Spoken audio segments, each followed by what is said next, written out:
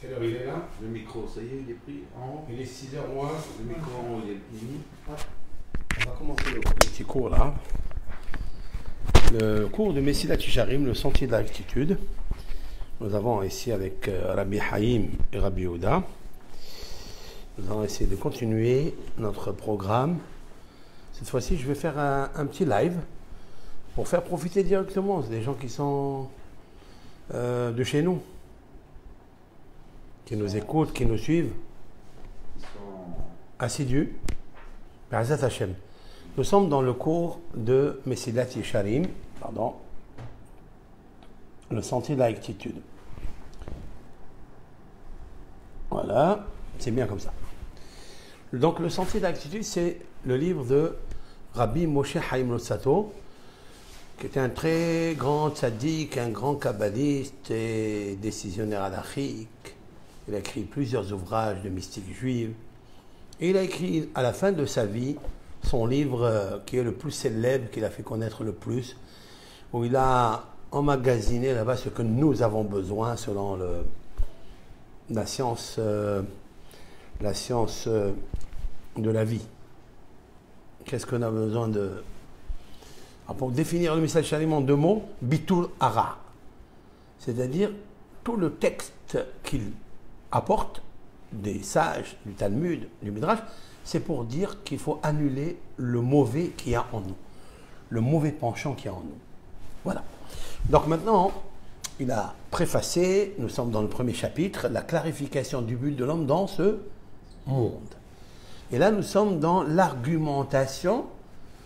Pourquoi c'est vrai que ce monde est passager, que ce monde ressemble à la sécheresse, et que le monde futur ressemble à la mer, que ce monde ressemble à un vestibule et que le monde futur c'est un palais, que ce monde ressemble à vendredi soir et le monde prochain c'est Shabbat. Celui qui prépare le vendredi pour manger, il mangera Shabbat. Celui qui ne prépare pas, vous savez ce qu'il y a. Maintenant, il apporte une argumentation, deux réflexions à ce sujet. Donc j'essaie de traduire mot à mot. Tu verras en vérité qu'aucune personne qui a de l'esprit, qui a de l'intelligence, qui a une conscience, tu ne verras pas qu'il croira les ha'amin, que le but final, bri'ata olam, Adam, la création de l'homme, pour les matzavo ba'olamazé, pour qu'il se trouve dans ce monde-là. C'est pas possible. Pourquoi? Alors on va analyser combien sont les jours de l'homme dans ce monde. Ou bien, mihu, qui est chez Sameach Veshaleb Mamash Ba'olamazé, qui est celui qui est la plénitude, qui est content véritablement dans ce monde ici-bas. Pourquoi? Le psalmiste a dit dans le psaume 90, verset 10, Yeme Shenotenu Bahem Shiv'im Shana, c'est-à-dire nos jours et nos années dans ce monde ici-bas, Shiv'im Shana, 70 ans, c'est-à-dire le quota universel, général, c'est 70 ans. Ve'rohbam, pardon, il ajoute, et si par exemple il a encore une option, Gvurot, c'est quoi Gvurot? S'il a la force, il a gardé sa force, alors chez Molim Shana, alors il a 80 années. Bon, il y a des exceptions, hein? Il y a des exceptions, 90, 93, même 100, même 121, ok? Mais il dit comme ça, Ve'rohbam, c'est quoi Rahbam? Et la majorité de ces 70 années, Amal Va'aven, c'est quoi? L'iniquité et la peine et les efforts et la souffrance. Voilà. Si vous demandez à une personne de bout à bout, hein, en lui enlevant par exemple 25 années de sa vie parce qu'il dort, parce qu'il y a 25 années de sommeil. Oui. Combien il reste? Combien il reste? 45. Alors, prenez 25 années du sommeil. Il reste 45. Valeur numérique, Adam.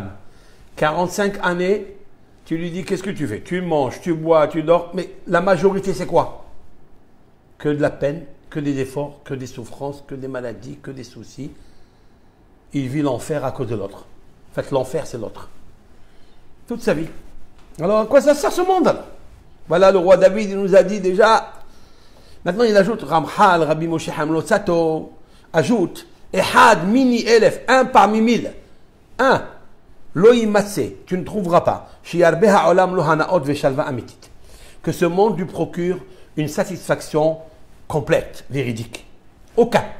Vegamhu, il me dit, même si tu le trouves, Ilou yagi alime ashana, lorsqu'il arrive à 100 années, kvar avar ou batel mina olam. Tu le vois déjà, il est en train de se plier en 4 et il est faible, il est vieux, il n'arrive plus à marcher. Et notre souci, c'est quoi? C'est de l'amener dans une maison, s'il a les moyens, dans une maison de retraite, ou bien une maison de repos. Et la plupart, il reste seul chez lui à la maison, personne ne s'occupe de lui. C'est ça la vie de l'homme dans ce monde? Finir tout seul. Finir tout seul, en solitude et en chaotique. C'est quoi ça? C'est ça? Il dit le Rav. Tout ça, il l'a déduit du psaume 90, 1. Qui a écrit le psaume 90? Haïm?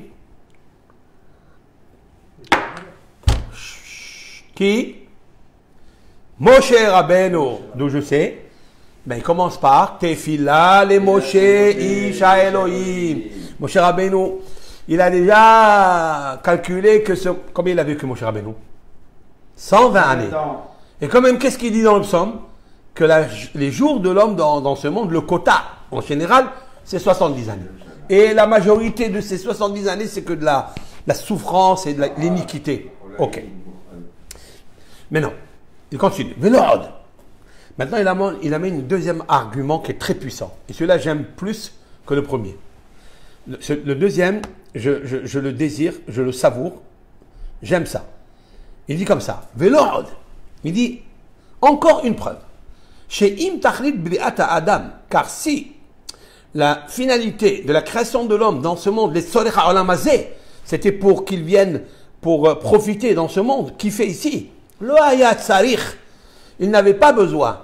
Mi pénézé, pour cela, que pour cela, chez nous pahbo, que soit insufflé en lui, neshama, une âme, kolkar hashuva, tellement importante, ve'eliona, et qui soit tellement distinguée et tellement supérieure, chez tiye gedola yotel minamalachim asmam. La neshama, elle est plus grande que les anges. Les anges n'ont pas de libre arbitre. Les anges n'étudient pas la Torah. Les anges ne pratiquent pas les mitzvot. D'accord? Ils obéissent au Créateur. Il dit alors, on avait besoin qu'on donne à cet homme-là, on lui donne une princesse qui vient des cieux, qui vient des supérieurs, qui est extraite du tronc divin.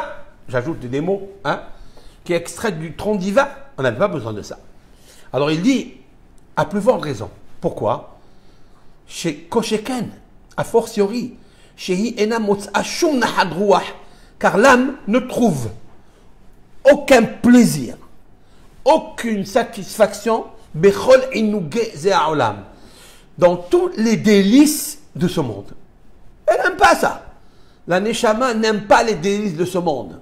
Elle aime les délices qui sont écrites dans la Torah. L'attachement à Dieu, l'amour de Dieu, la crainte de Dieu. C'est ça les délices de l'âme. Et donc on le sait, c'est ce que nos sages nous ont enseigné, Midrash Kohelet. Donc dans le livre de l'Ecclésiaste, là-bas il y a un Midrash amplifié, et il explique, Zol Shonam, je cite, Vegam nefesh lo timmale. C'est quoi? Qu'est-ce qui a dit ça? Qu'est-ce qui a dit ces 4 mots? Vegam nefesh, et aussi l'âme lo timmale, elle n'est pas comblée. L'âme n'est pas comblée. Le roi Salomon, qui a vécu tous les plaisirs et les désirs, etc., il a dit que l'âme n'est pas comblée. À quoi ça ressemble? Machal ema davar domé, une parabole. Les ironies. Ironie, c'est quoi? Ir, c'est quoi ir? Une ville. Ville. Là, c'est un villageois. Hein? Un villageois. Et villageois. Hein? Villageois. Ok? Chez Nassa Batmeler. Il s'est marié avec la fille du roi. Pour lui, c'est une grande chance, non? Im yavila, s'il lui apporte comme cadeau, kol ma sheba olam, tout ce que ce monde possède, enam hashuvim la klum, ils sont pas considérés à ses yeux. Hein? Pourquoi? Shehi bat melech, parce qu'elle est la fille du roi. Kach hanefesh, ainsi l'âme. Illuheveta la kol ma'adane olam.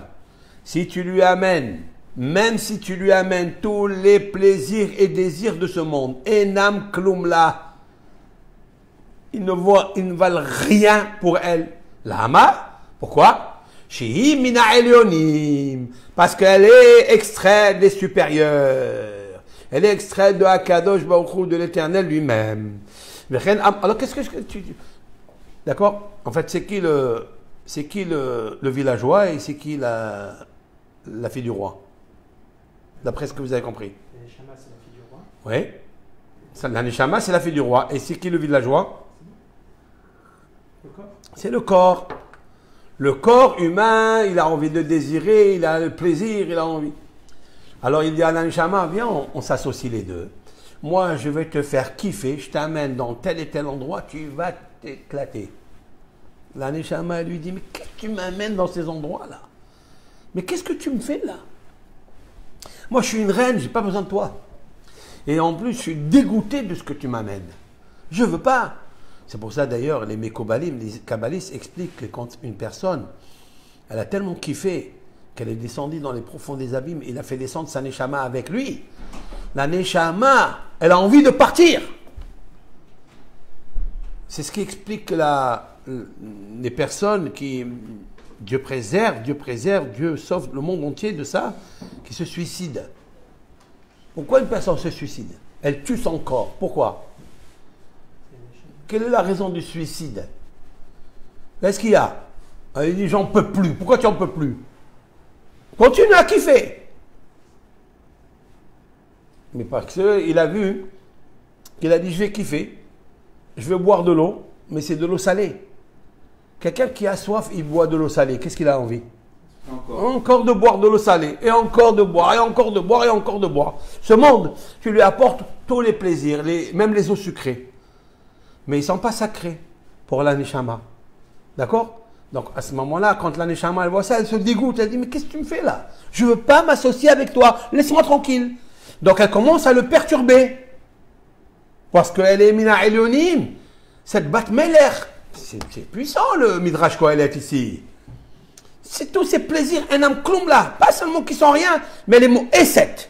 C'est exécrable et abominable pour la Neshama. Pour ça qu'un Ben Israël, quand il fait une faute, il a un regret, un remords à l'intérieur et on ne comprend pas pourquoi. Mais tu viens de vouloir kiffer. Tu as kiffé maintenant, alors qu'est-ce que tu as? Qu'est-ce que tu as? Non, toi tu as kiffé, mais tu as pourri l'âme. Elle ne veut pas de ça. Elle se dégoûte de ça. Parce qu'elle est Mina Elyonim. Parce qu'elle est des supérieurs. Comme elle est des supérieurs, elle fait partie intégrante d'une partie du Akadosh Baruch Hu. Donc elle ne veut pas ça. Donc tu ressembles à ce villageois. Hein? Donc toi tu fais la joie et tu vis là. Et elle meurt là. Et elle est rabat-joie. Ok? On continue. Maintenant... Waouh! Hachamim ont dit aussi, dans le Maxime de nos pères, dans le chapitre 4, Mishnah 22. Nos sages disent quelque chose de très intéressant. Quoi? Al korhach ata notzar. C'est-à-dire, malgré toi, tu es né. Al korhach ata nolad. Vous y êtes. Et malgré toi, tu es. Notzar, c'est créé. Nolad, accoucher. Hein? Parce que... Non, c'est pas qu'on ne choisit pas. D'abord, il y a la Yitzira, Notzar. D'abord, la formation du fœtus dans la matrice. Elle grandit pendant 271 jours, comme la valeur numérique Herayon, c'est-à-dire grossesse. Et donc, après, il sort au monde. Mais quand il sort, qu'est-ce qu'il fait? Ah, il pleure. Mais pourquoi? Parce que, qu'est-ce qui s'est passé? Pourquoi tu pleures? Pourquoi tu pleures?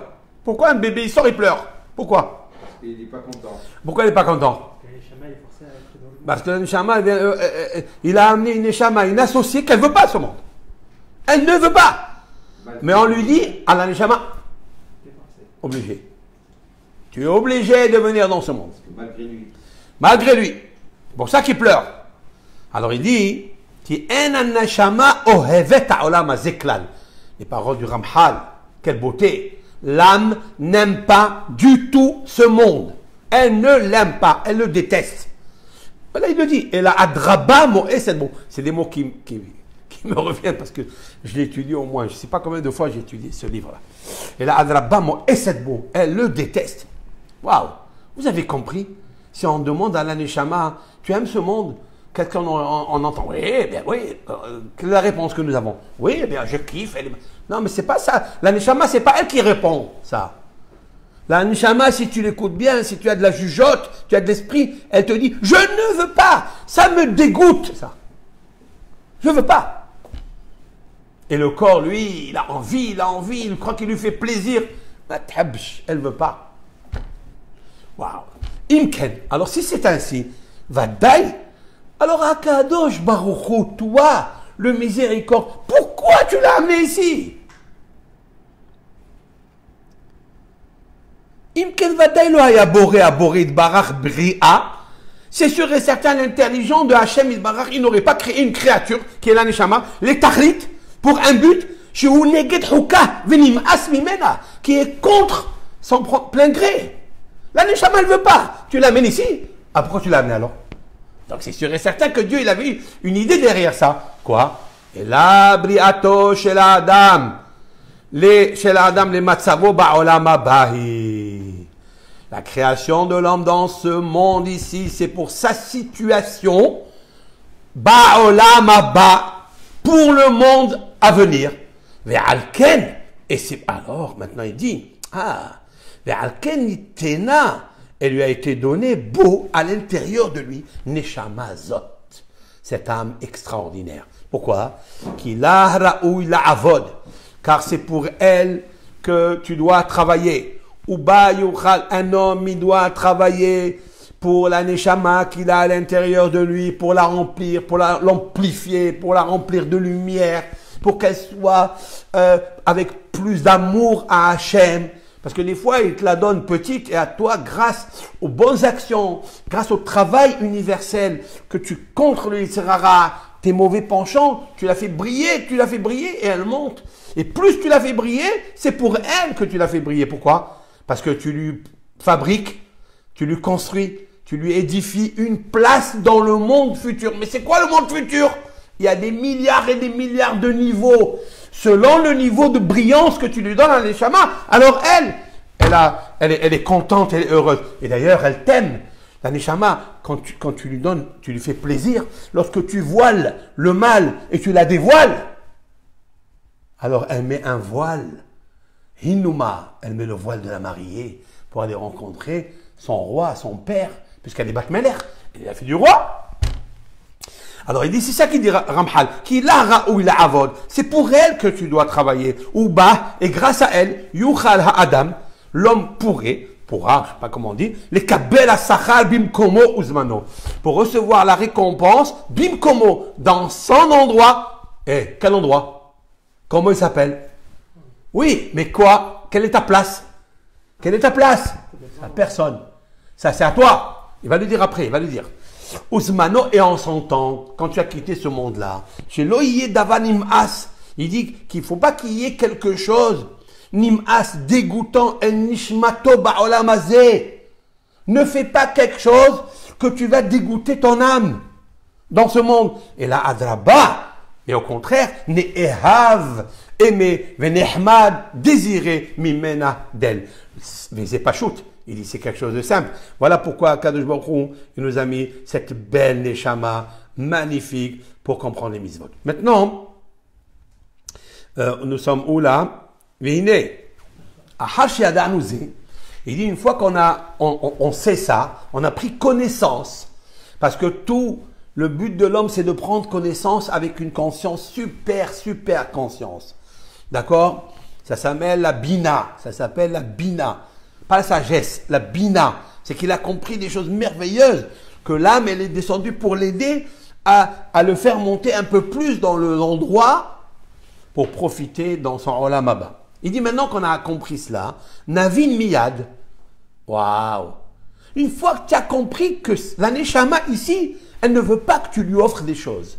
Elle ne veut pas que tu la fais kiffer avec des péchés. Tu vas comprendre de suite. Homer à mitzvot, la gravité, dans le deux sens. Hein. La gravité, ça veut dire l'importance.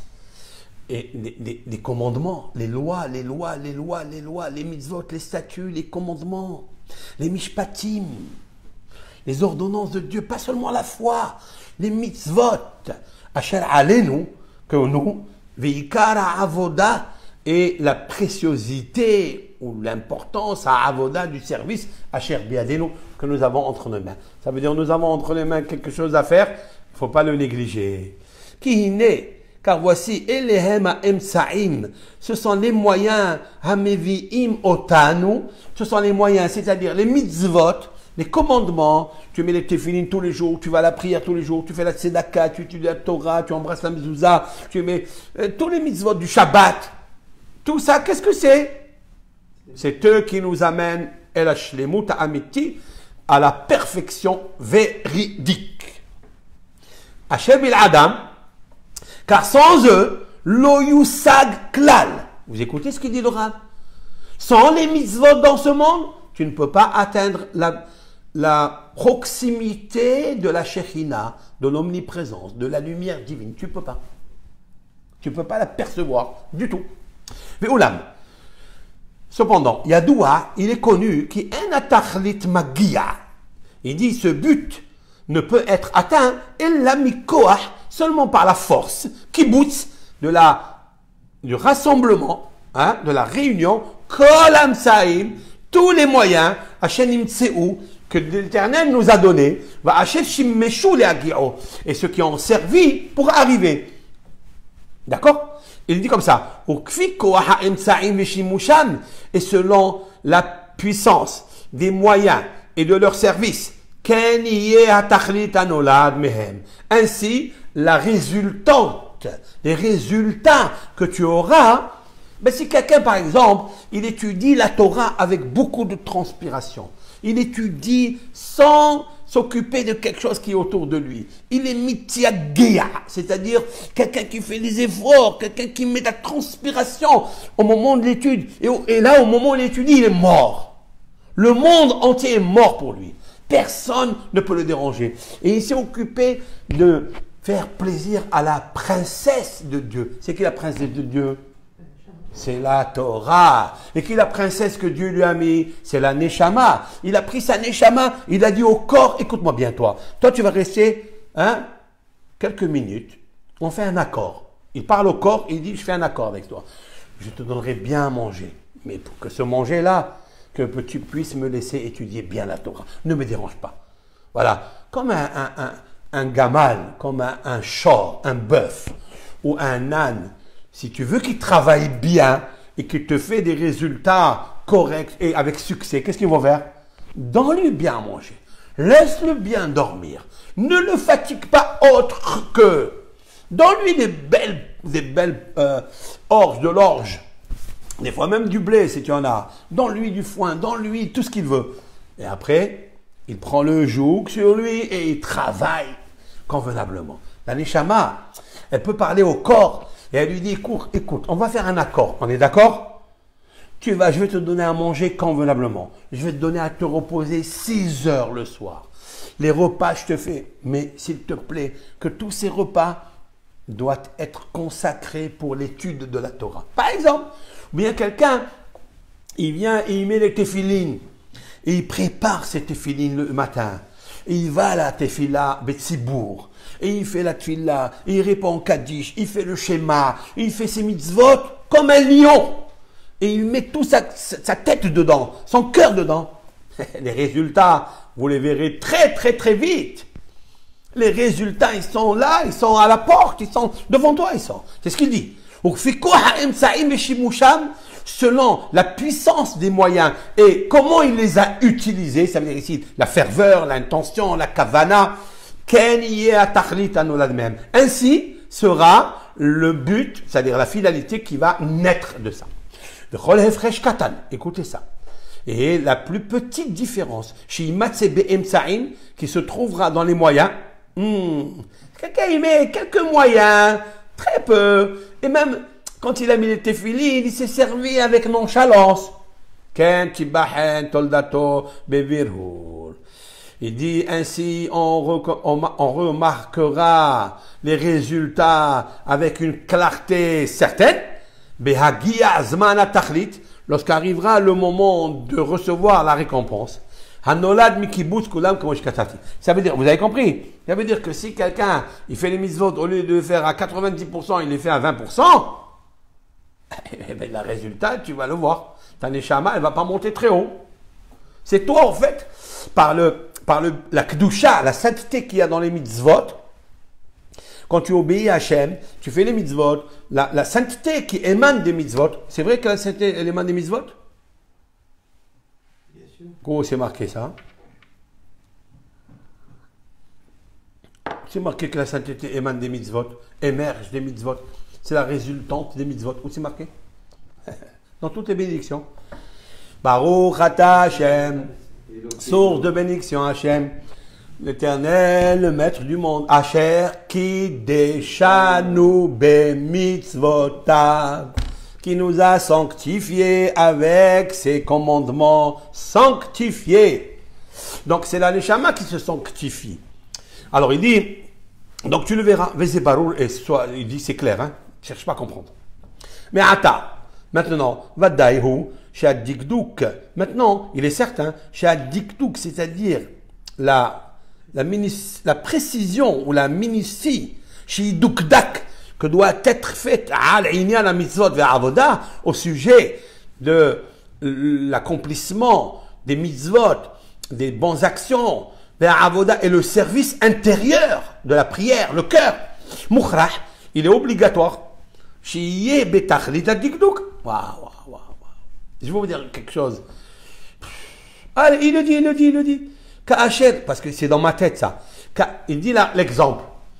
Bien sûr que tu dois faire très attention, tu dois être minutieux. Il dit Ka'asher yedakdiku, comme font très attention, chokle azahab, ce qui pèse l'or, ve'a peninim, et les joyaux, comment on appelle ça, un diamantaire. Lorsqu'il pèse, vous savez ils ont une balance spéciale. C'est pas la balance du boucher. C'est pas la balance avec quoi on fait la balance des légumes, des pommes de terre. Pas du tout. C'est un instrument bien magique et précis. S'il se trompe d'un demi carat, mais carasé, c'est fini.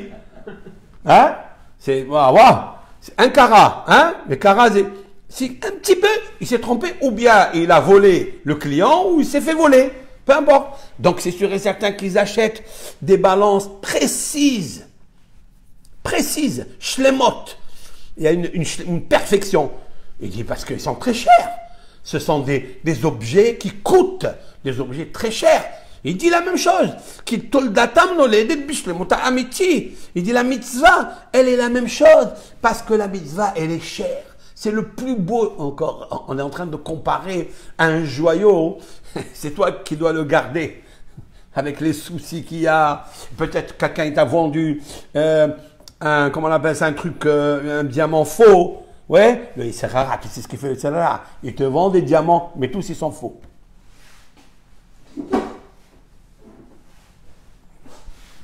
Tandis que les mitzvot sont tellement importantes qu'itoldatam, leur résultante, noledet, est née, émerge, bishlemut amiti, dans la perfection véridique. Vehayakar anitzhi. Waouh!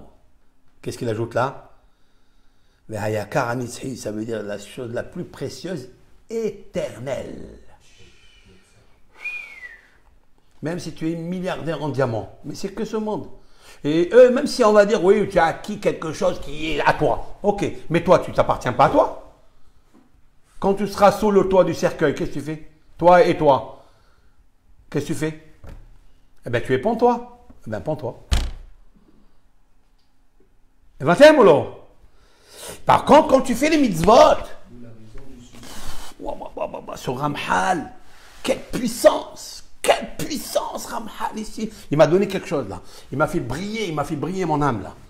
Ils disent, attention, les joyaux, les mitzvot, ils sont éternels. Je vous dis la vérité, je suis en train de vous dire, et je ne pense même pas à ce que je dis. Mon cœur, il ne vibre pas. Je vous dis la vérité. Dommage. Je ressens les choses sans les ressentir. Parce que sinon, tu sais, je ne vais pas manger tout à l'heure. Quelle heure il est? 6h15. Comme on fait minha arbitre, après on va dormir, qu'est-ce qu'on fait? Hein? On commence à parler, on commence à discuter. Mais si tu as les joyaux qui t'attendent, Tu perds pas une ne seconde. perds pas une seconde. Rabotaï, voilà pourquoi les maîtres de la Torah, ils s'appellent les Gdolim. Ils s'appellent les grands. Pourquoi ils s'appellent les grands? Vous pouvez me dire pourquoi ils s'appellent les grands? Valeur des mitzvot. Parce qu'ils connaissent la grandeur des mitzvot. Va voir Abraham Kanevski, Chalita, que Dieu lui donne près de vie, qu'il lui donne longue vie. Qu'est-ce qu'il fait? Moi, maintenant, qu'est-ce qu'il fait? Il est en train de manger les hachos, il est en train de manger les harissa, il est en train de manger quoi? Adam Hout. Rien. Pourquoi? Parce que pour lui, il n'a aucune différence quand est-ce que tu lui as amené à manger, avant l'étude ou après l'étude. C'est quand est-ce? Lorsqu'on vient lui amener à manger. C'est pas quelqu'un qui dit, je m'arrête l'étude et je vais aller manger, après je reviens, comme nous. Parce qu'on est faible. C'est pas parce qu'on est faible. On n'est pas faible du tout. Regardez si quelqu'un, on lui dit, va ramasser les joyaux dans une rivière. Parce qu'il y a là-bas un trésor extraordinaire. Il y a 100 millions de petits diamants. Il y a des émeraudes, des topazes, des je ne sais quoi. Hein? Tout ça, ils sont les bijoux, tout ça, il y a là-bas. Qu'est-ce que tu fais? Un homme, il met une équipe dessus, nuit et jour, jusqu'à ce qu'il rafle tout. Et nous, le Beth Midrash, il est rempli, c'est une rivière remplie de diamants, et on reste tout là-bas. Pourquoi? On est faible, hein? On n'est pas faible, on est fort dans autre chose. Mais on n'a pas compris la valeur des mitzvot. On n'a pas compris que ces joyaux, c'est l'éternité. La Neshama, elle aime ça. Fais du plaisir. On continue maintenant. Comment arriver à ce niveau? C'est pour ça que je fais ce livre. Et attends, voilà. Comment arriver à contrer le SRA? Comment arriver à négocier avec le mauvais penchant qui te fait valoir que ce monde futur, il est complètement, c'est du cuivre, c'est du papier, en te donnant des présents corrupteurs au présent. Parce qu'il te donne les présents corrupteurs au présent et te dit, profite ici, qui m'a harnamout, parce que demain on va mourir. Mais il te fait oublier qu'il y a Olam Haba, que Olam Haba, il est juste derrière toi. Tu dors dans un lit, tu meurs dans un lit, tu sors dans l'autre. Mais ça, il ne te laisse pas le temps. Il va parler le Rav, il va parler. C'est la haïtsa de Paro Racha. On va le voir. Paro, s'il a dit au Béné Israël, fabriquer. Pourquoi il leur a dit de fabriquer? Pourquoi? Pour ne pas qu'ils aient le temps de prendre réflexion, de prier à Dieu, qu'il est là, Kalmourou. Dieu est vivant, Dieu est milliardaire, il peut te donner ce que tu veux. Il n'aura pas laissé le temps de penser à ça. Comme nous d'ailleurs. Comme nous, on ne pense pas que Dieu il est vivant, que Dieu il est riche, que Dieu il peut t'ouvrir la main et te fait ce que tu veux. C'est vrai ou pas? Pourquoi? Parce que voilà, on n'a pas le travail intérieur. On aime ce monde. On adore ce monde. Tandis que l'Anishama, mo essed ba'olamazé. L'Anishama, ce monde c'est pourri pour elle. Pour l'Anishama, hein? Attention, hein? Celui qui a compris de faire entrer l'Anishama de la Torah à l'intérieur de sa Neshama, du corps, mais on n'a pas encore touché. Il n'y a pas la connexion encore. La lampe n'est pas allumée. Elle n'est pas encore allumée. Elle est éteinte. Elle est où? Peut-être elle n'est pas branchée. C'est autre chose encore. On termine. Nimtsenu les Médim, il se trouve donc en conclusion de cette étude, de cette argumentation, quoi, qui est Ikar Metziuta Adam. Écoutez ça. Voilà la conclusion qu'il dit le Rav. Car l'essentiel, Metziut, de la réalité existence de l'homme, dans ce monde, Hurak, écoutez ça, c'est seulement les Qayyem Mitzvot, d'accomplir les Mitzvot, mais la Avod, de servir, c'est quoi la Avod? Servir par la prière, par le Hesed, c'est de reléguer l'ego qui est à l'intérieur, le Yitzhara qui est à l'intérieur, de le travailler, de le calmer, de lui dire à ce Yitzhara, arrête d'être au centre de tout. Arrête d'être un pervers narcissique. Arrête. Ça suffit. Arrête d'être manipulateur. Barakalik. Tu m'as assez pris 50 ans de ma vie. Laisse-moi tranquille. Avoda, c'est service intérieur. Vela'amod benisayon. Waouh! Et de tenir dans l'épreuve. Donc il y a 3 choses. C'est quoi? Répétez avec moi. Les kayem mitzvot, c'est d'accomplir les mitzvot, parce que les mitzvot, c'est les joyaux qui te donnent l'éternité. Vela'avod, de servir le cœur il doit être pur, comme le joyau pur. Vela'amod benisayon, de tenir dans l'épreuve. Parce que des fois, un homme, il accomplit les mitzvot.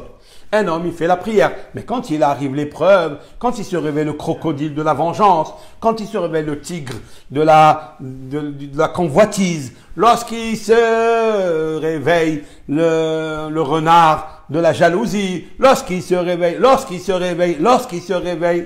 qu'est-ce qu'il fait l'homme? Il perd les pédales. Il perd tout. Alors, c'est profit de ce monde, on profite ou pas? On profite ou pas? Il dit, par contre, les plaisirs de ce monde, il est convenable qu'il soit pour lui, et là, les hazers, seulement pour une aide, aussi ou un accompagnement bilvad. Je dois profiter de ce monde un peu, je dois manger. Et quoi? Je m'habille pas, je m'habille, mais c'est juste une petite aide et un accompagnement. Les shihil au nahadrouah, afin qu'il ait une satisfaction, un nahadrouah. C'est ça? Satisfaction. V'yishuv da'at. Et, comment on va expliquer yishuv da'at? La tranquillité de l'esprit. Les ma'an, afin, yuchal, pour qu'il puisse les fannot et être libre, ou bien libérer, libo, son cœur, et la avoda hazot, à ce service, hamoutelet alav, qui est imposé sur lui. L'homme, il a une imposition sur lui de la part de l'Anshama qui ne voulait plus venir de son monde. Elle n'aime pas ce monde, mais elle était obligée par Dieu, parce que c'est pour elle qu'il faut travailler. Avec elle, tu dois accomplir les commandements divins. Maintenant, c'est vrai que le corps, il demande aussi des choses. Donne-lui au corps un petit peu, afin qu'elle puisse, elle aussi, le corps aussi, rester calme, être tranquille, être en paix. Parce que si tu lui donnes pas un petit peu, il risque de te déranger dans ton travail. Mais omnam. Cependant, Raouilo. Maintenant, c'est vrai que quand tu prends les plaisirs de ce monde pour être même un accompagnateur, même pour être un siwa ou bien une aide, mais ils peuvent te déroger, ils peuvent te bifurquer, ils peuvent te détourner, oui ou non? Il dit attention, omnam. Cependant, Raoui, il est convenable. Chetiyel kol peniato, toute son intention, rak laboré barach, que pour servir l'Éternel, son Créateur. Chez loyelo shum tachlit aher, avec les plaisirs de ce monde qui est aucun but autre. Bechol ma'ase shi'ase, de toute action qu'il fasse, im katan, soit petit, im gadol, soit grand, ela lehit karev elav idbarach. Seulement pour s'approcher à lui, béni soit-il. Velishbor, de briser, kol ha-mehitzot, tous les barrières, ha-mafsikot, qui le séparent, beno les ben kono. Waouh! Vous avez des fois des consciences qu'on a des empêchements, que nous avons vraiment des barrières entre lui et nous. Hein? Moi, j'ai jamais senti que j'avais une barrière entre moi et Dieu. Et pourtant, elle y est. C'est quoi les barrières? Gashmiot. Il va le dire. Hen, henna, ce sont kol inyane, tous les sujets à homriout matériel. Behataloui bahem, et ceux qui en dépendent d'eux. Ad, jusqu'à. Sheimashech aharav idbarach mamash. Il dit l'homme, il doit casser ses barrières. Il doit éloigner ses barrières pour s'approcher de Hachem. Jusqu'à ce qu'il s'attire vers Hachem, vraiment, kebarzel, comme le fer, ahar, derrière, even à shoevet. C'est quoi? C'est quoi even à shoevet? La pierre qui puise, qui attire. C'est quoi la pierre qui attire? C'est l'aimant. Even à shoevet, il l'appelle l'aimant, un aimant. Et je peux vous demander une question scientifique. Et pourquoi l'aimant, c'est quelque chose qui est attiré vers le fer? Il attire le fer, pourquoi?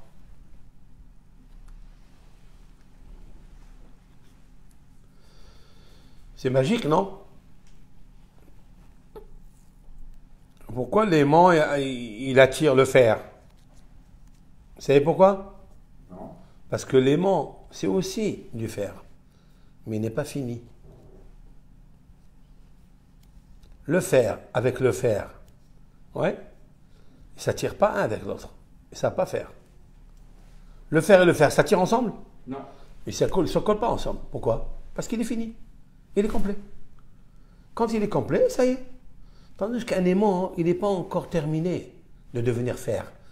Donc il aspire toujours à sa source. Waouh! C'est beau, non? L'Éternel, lui, il est fini et il est parfait. Il est tout ce que tu veux.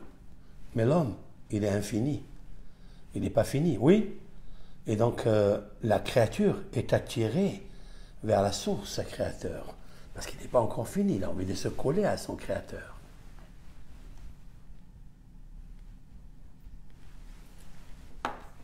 Vérifiez sur les sciences, là, pourquoi la pierre, l'aimant, il est attiré vers son amant. Alors, ça ne fait pas qu'il y ait de bois entre les deux. Comment? Pas qu'il y ait de bois entre l'aimant et le fer. S'il y a le bois, il isole. Même le cuivre. Le cuivre isole. C'est qui? C'est le serpent. Bon, après, ça c'est un autre cours. Maintenant, il dit le Rav comme ça. Tout ce qu'un homme pense, peut penser, réfléchir, qu'il y a un moyen qui peut nous approcher à ce mérite d'être proche de Dieu, il doit courir derrière. Il doit bien le tenir. Il ne doit pas s'affaiblir. Et tout ce qu'un homme pense que ça peut être un empêchement, il doit se sauver de lui. Comme quelqu'un qui fuit le feu. Comme il est marqué dans le psaume 63, 9. Davka nafshi aharecha. Le roi David dit quelque chose de très beau. C'est un verset qu'il faut répéter plusieurs fois parce qu'il est puissant, ce verset. Le roi David dit Davka. Davka, c'est quoi Davka? Attaché, collé. Collé, pas attaché. Attaché, tu peux le défaire vite. Mais collé comme la colle avec glu. Davka nafshi, mon âme est collée derrière toi, Dieu. Pourquoi? Bi, en moi, tamcha a appuyé Yeminecha. Yeminecha, c'est ta main droite, c'est ta charité, ta grâce. Étant donné, je vais le renverser le verset, parce qu'il n'est il est à l'envers, le verset. Je vais commencer par la fin. Alors, Oui. je vais commencer par la fin. Yeminecha, c'est quoi Yeminecha? Ta main droite. Ta main droite, c'est ta grâce, c'est ta bienveillance. Tamcha bi. Tamcha, ça veut dire, elle est en moi. Elle me soutient. Elle est à l'intérieur, elle me soutient. Aharecha nafshi davka. Alors derrière toi, mon âme va être collée. Waouh. C'est kabbalistique ça. Yeminecha tamcha bi. Étant donné que toi, Hachem, tu m'accordes la bienveillance, la grâce, alors tamcha bi, et tu me soutiens à cause de ça. Grâce à ta grâce, je suis soutenu, je tiens, j'arrive à tenir dans ma vie. Alors, aharecha, derrière toi, nafshi, mon âme, davka. Alors, elle s'attache. En fait, elle se colle.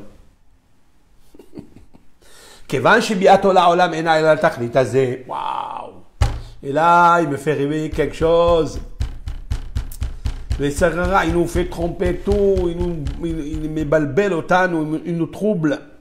Il nous trouble, les sarara, il nous trouble. Quel est le but de l'homme dans ce monde?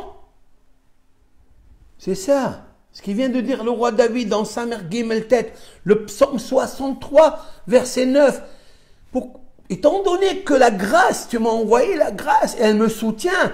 Alors si c'est comme ça, mon âme est attachée à toi, elle est collée à toi. Car c'est ça, il dit le Rav, car l'attachement à Dieu dans ce monde, un petit peu, parce que c'est difficile dans ce monde, dans l'autre monde, il n'y a que l'attachement et l'attachement et l'attachement. Il n'y a rien d'autre.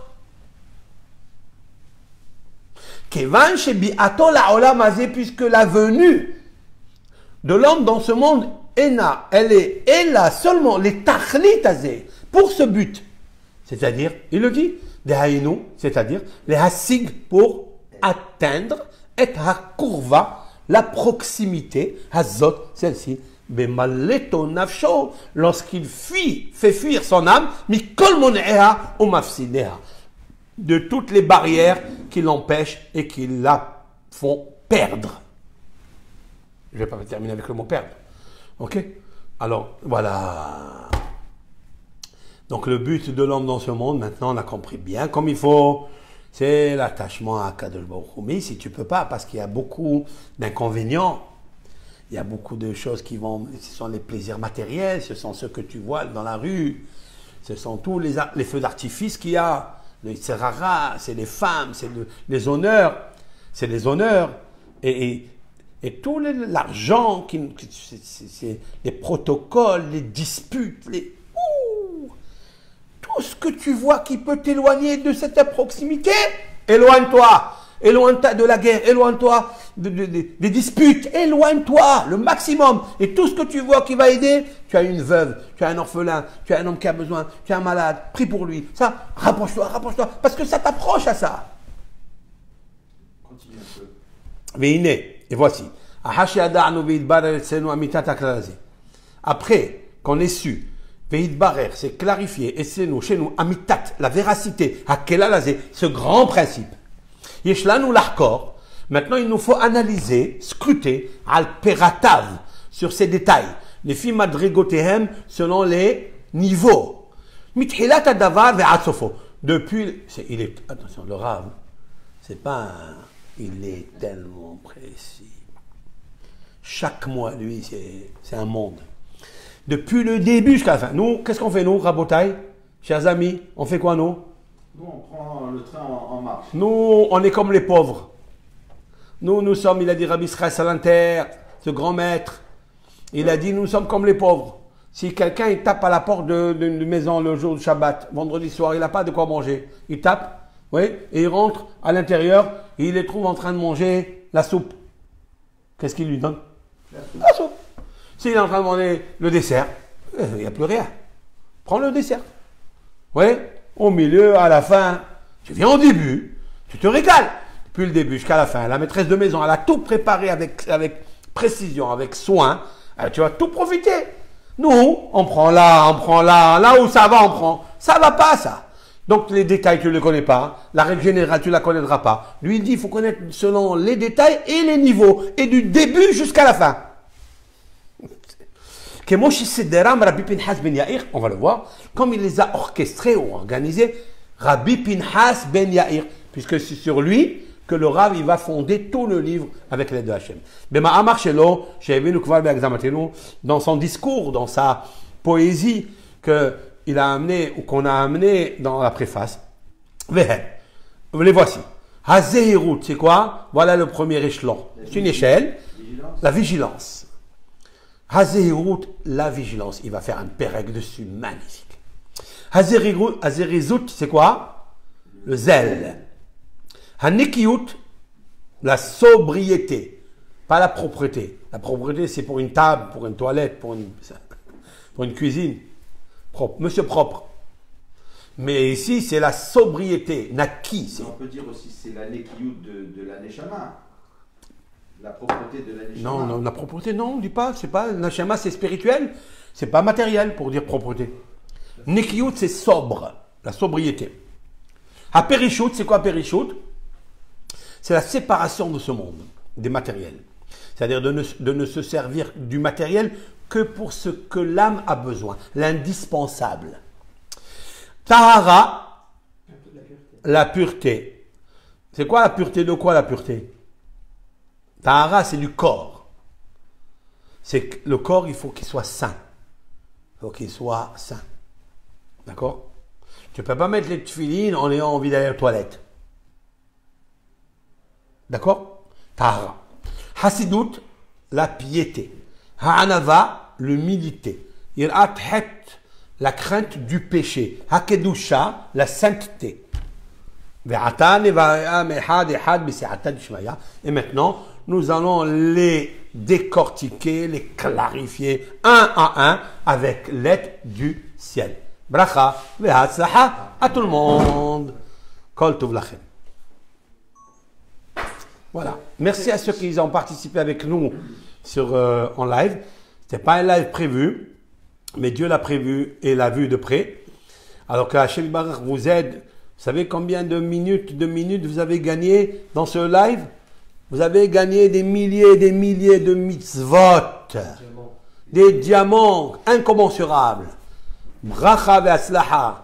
Combien de olam haba maintenant, le Yetzer Hara ne peut jamais vous prendre ces 3/4 d'heure que nous avons continué ensemble. Il ne peut pas vous les prendre. Ils sont orchestrés. Ils sont maintenant dans le trésor de vos âmes. Baruch Hashem. Kol tov bracha ve'atzlacha.